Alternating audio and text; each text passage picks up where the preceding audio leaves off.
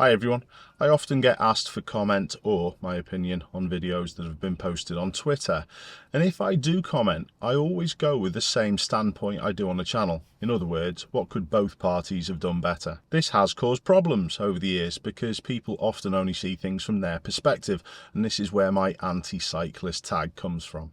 This was categorically proved recently after I did my video of the 5-year-old riding a bike with the father following. The father effectively encouraged the child into a pinch point and increased risk, and just because the father didn't agree with my opinion, he issued a copyright strike against my channel. No, you're fine, carry on. Carry on. You have a stop. What are you doing? This copyright strike has now been taken down, and if you'd like to have a look at the process of how this happened, check out Black Belt Barrister's video on the subject because he had the same problem. So effectively, you can use videos that have been posted on Twitter for analysis and review under fair use, and I think it's quite comical that there's loads of users on Twitter who have now blocked me from seeing their posts. Do you really think that's going to stop me? The first clip that we're going to look at happened in London, and particularly the A24 or Balham High Road. We'll have a look at the clip in full first, and then I'll go through it.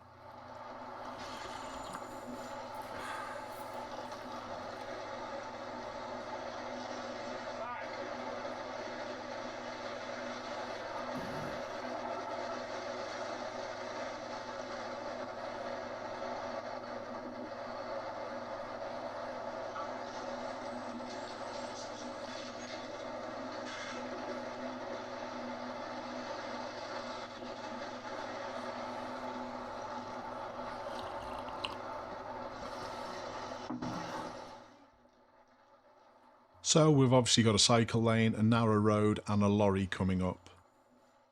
On seeing a vehicle that stuck out over the cycle lane trying to emerge, I would be leaving myself options. It's irrelevant if I was on a bicycle in a lane or in a motor vehicle in a lane. There's no in the world I would go past this lorry on the left hand side.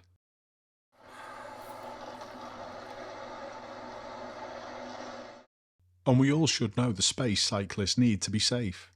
But this cyclist decides to go through that gap. What if the van driver's foot slips off the clutch? You'd be under that lorry in a second. But instead the cyclist tries to reprimand. I've paused the clip at this point because the lorry driver is encroaching into the cycle lane. And I would have hoped he would have seen the cyclist and taken a different option than this. At the end of the day, they've got to look after the more vulnerable. But this is what the lorry driver saw at this point. There's not enough room to fit round the bollards without encroaching into the cycle area. And the lines surrounding the cycle area mean that if it's safe and necessary you can go in it. However, the cyclist is making it unsafe, so they shouldn't have gone to the left.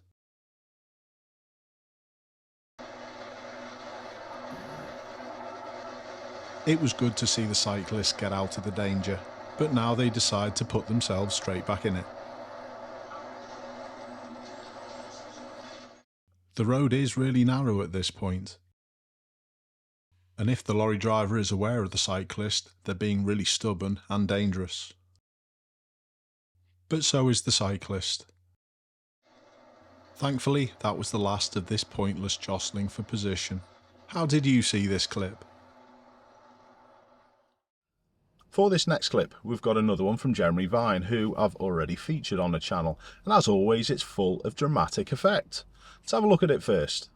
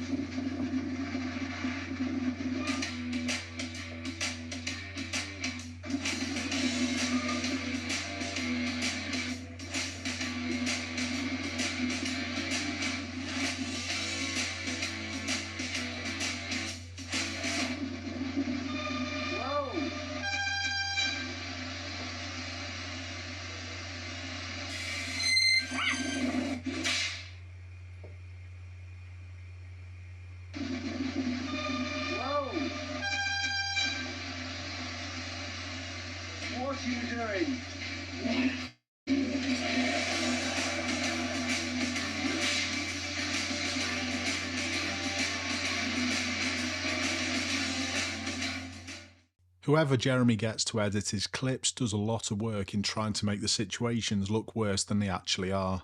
And this clip is literally a non-event. But the first question asked is a good one. And it's about the bin wagon over to the left. But you can already see they're slowing down. The use of this target on the bin wagon has taken your attention away from the main focus of the clip, which is the van driver across the other side, who's already started moving. And then we're treated to a nice zoom in, which makes it look as though the van's pulled out closer than they actually did. The overlay with the picture, in my opinion, does two things. It makes it appear to be a near-death experience, but it also blocks what the van driver could be showing Jeremy on his bike. And what I mean by that is, if the van driver looks over the shoulder, Jeremy should know he's been seen, but if the van driver doesn't, he hasn't been seen. And this would greatly affect my positioning now. This pause is to show when the cyclist would be entering the viewable area of the right mirror of the van.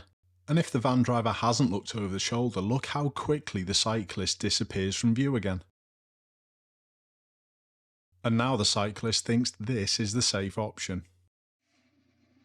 Another nice zoom in to make it feel worse.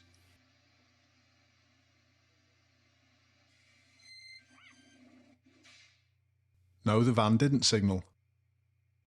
But if you've been watching the red car up ahead, the gap in between the red car and the van has been consistently growing.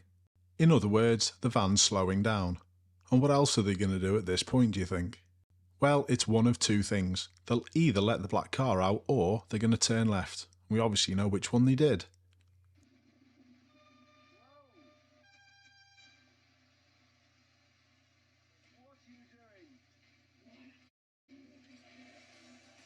In this graphic on the right, I think the word driver should be replaced with road user. The reliance on solely looking out for signals rather than learning true roadcraft and observation is unfortunately prevalent. In this final clip, we're going to see two road users who were travelling too fast for their level of observation. No further analysis is required on this one.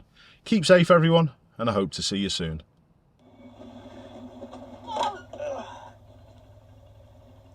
You alright? Couldn't you go any faster? I was only going 20.